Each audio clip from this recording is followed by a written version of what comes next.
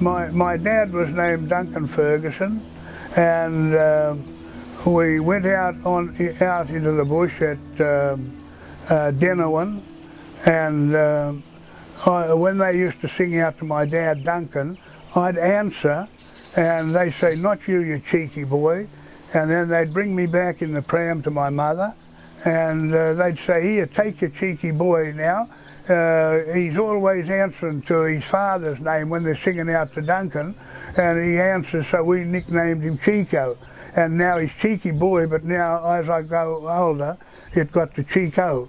And everyone knows me now as Cheeko. If you come into the town and look for Duncan Ferguson, they'd say, "Oh, he passed on years ago." And but now there's a bloke down there, his son, named Cheeko. And that's how I got that, and it's a name that stuck to me really. And so I appreciate people who call me Cheeko, because it sort of makes me more friendly with them then. That's it.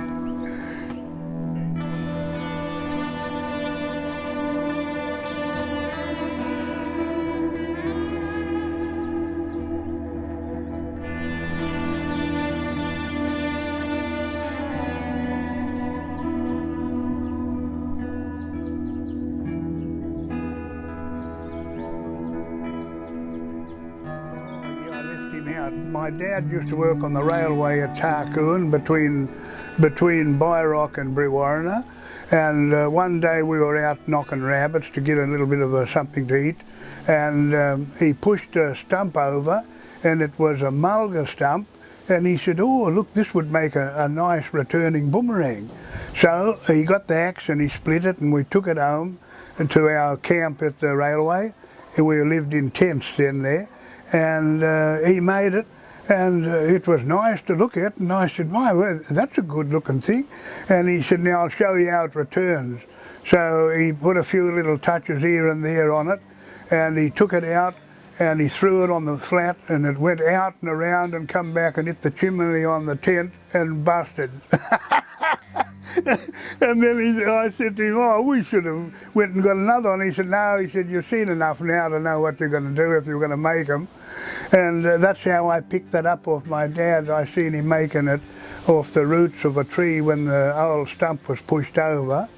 And then from there on, I sort of had in my mind then that we needed to make more things than just a boomerang. So then I got in touch with all the different other things that I seen by picture frame, and I copied off them, knowing that everything that an Aboriginal uses, it comes up from the ground level to your knees, and that's about the idea thing that you use to throw in his bundis and boomerangs and returning things and all the different woomeras and that they pelt the spears with.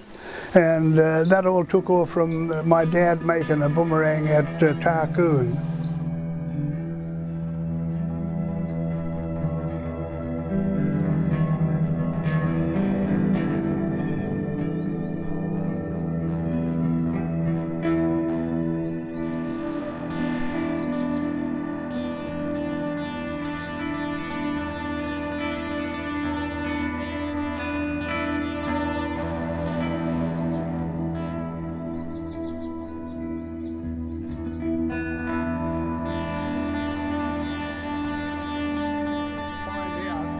That the best type of thing to use in the way of artefacts, it's the distance from your foot up to your knees. Anything over that, it's a little bit out of shape, out of form, and you can't get a real good balance on it. So that's where everything that's made. And then when we're making a boomerang, I always say that it has to be to the shape of your arm, from the shoulder to the elbow to the wrist, and then that's the shape of boomerang that you make for throwing and returning. And then a killer one is one that's shaped out a bit further, and it doesn't come up with a sharper bend, it's a longer one, and it's flown into the ducks and the gillars and the birds and that, whatever you might want to fancy to what you want to eat out of it all. And sometimes it's like a gun. You can never miss if you get it right with a lot that flies up off the ground quick. So then the boomerang themselves is something that everybody's familiar with today, and they talk about it all, but there's no one can make a returning boomerang. So there is a little bit more you've got to put on the wood to make it come back, and then it's something that they get an enjoyment out of by throwing it, and the kids think that's very great to throw a bit of wood away and let it come back to you. But just nature itself tells you that if you add anything over that, it makes you a bit awkward to. But if you've got something down there, you can sling it a fair way, you know, and that was it. So I don't know, but it was just nature that sort of put into my mind that this must have been the way that they had him. A killer boomerang, he was shaped out like in that style, and a returning one had a bit more of a bend in him, and you had to make the different things on the ends of them then to make them come back. So that was the secret in it all. So it was something that no one can just say, well, I want to make a comeback boomerang now, and they wouldn't have any idea. So unless they was told by an old fella and said, take a bit of wood off there and a bit off there and now try it, and then it'll be right then.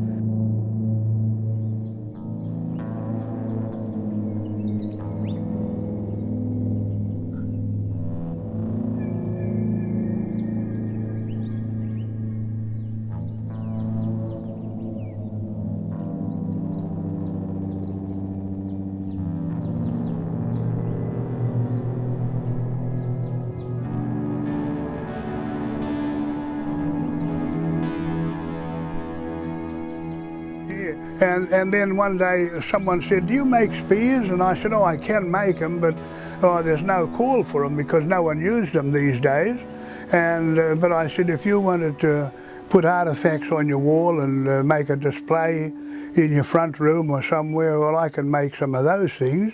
And then I said, because you got the different types of spears, the ones that they got a three-prong that they spear into the water and it pins a fish there, and the other one is a straight one with a couple of barbs on it that they put into the animal, and he hops away until he starts to bleed to death, and they follow him, and then next thing he's laying under a tree and he can't move. Well then, when I sort of heard about all of this, it was then when I decided then to make different types of spears, and with bone in them and stone in them and wood in them, and made them sharp.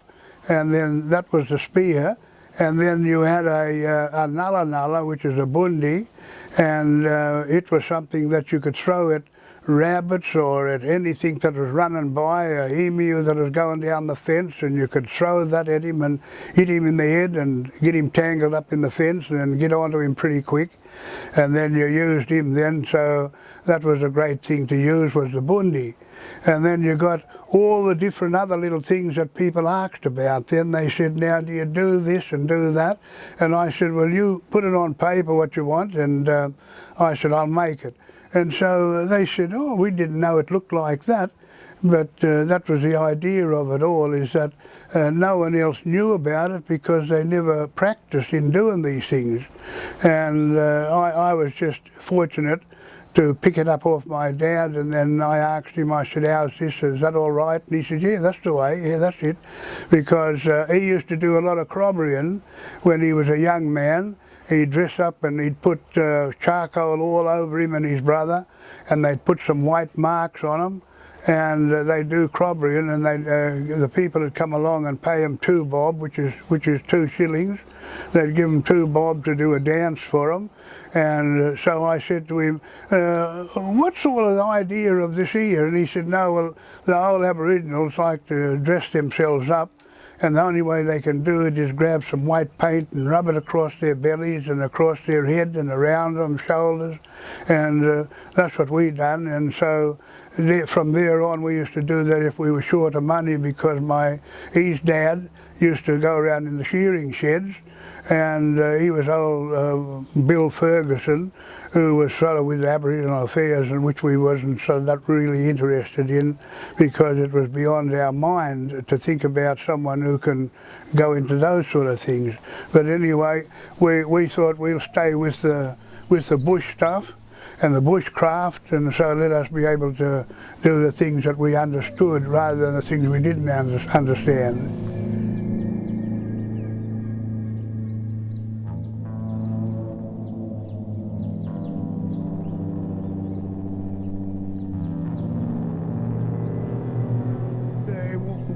Old people always went and asked the other fellow because they seen it made, or they picked it up in the paddock and asked what was this for, and they told them then that those was used for some purpose of what they used for to get rabbits out of logs and guanas and things that went up in the trees. And so when they got all that idea off them, but it goes back generations now, and to think that I'm still today doing something like that they've done generations ago, and now today it's something that we sort of got a meaningful thing in it to do, and if young people wanted to practice, they can go and do this very same thing, and it'll be able to help them in life when they get stranded or go in the bush and get stuck or something. They'll be able to